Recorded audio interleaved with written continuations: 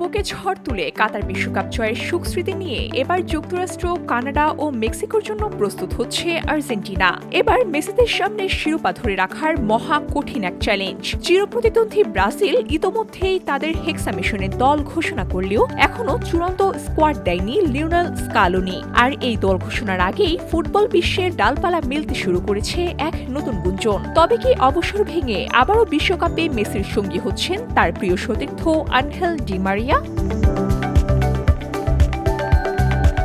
Argentina লিগা প্রফেশনালে এখন রীতিমতো উঠছেন ডি মারিয়া। 2025 সালে বেনফিকা ছেড়ে শৈশবের ক্লাব রোজারিও সেন্ট্রালে যোগ দেওয়ার পর 30 ম্যাচে ইতিমধ্যেই করে ফেলেছেন 12টি গোল। 38 বছর বয়সেও গোল করা আর সতীর্থদেরকে দিয়ে গোল করানোর এই দুর্দান্ত ছন্দই সমর্থকদের রাতের ঘুম হারাম করে দিয়েছে। সামাজিক যোগাযোগ মাধ্যমে এখন একটাই প্রশ্ন, অবসর ভেঙে আবারও আকাশে সাদা জার্সিতে মাঠ পাতাবেন এই কিংবদন্তি?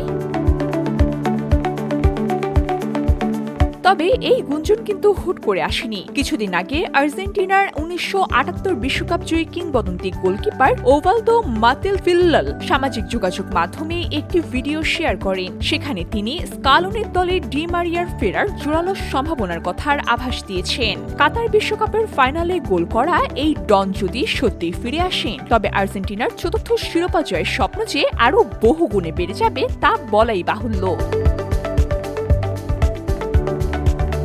2024 সালে কোপা আমেরিকা জয়ের পর আন্তর্জাতিক ফুটবলকে বিদায় জানিয়েছিলেন 145 ম্যাচে 31 গোল করা এই তারকা। তবে আর্জেন্টিনার ফুটবল অ্যাসোসিয়েশন যদি প্রস্তাব দেয়, ডি মারিয়াকে তা নাকচ করতে পারবেন, কারণ প্রিয় বন্ধু লিওনেল মেসির সঙ্গে খেলার জন্য প্রতিটি মুহূর্তেই মুখিয়ে থাকেন তিনি। যদিও ডি মারিয়া নিজে এখনো পর্যন্ত এ বিষয়ে মুখ খোলেননি, তবে কোটি ভক্তের মনের আশার প্রদীপ জ্বলছে ঠিকই।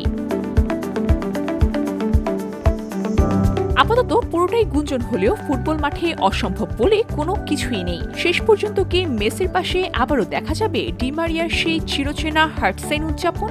স্কালোনির চূড়ান্ত স্কোয়াডই বলে দিবে সেই উত্তর। VOD Bangla news desk.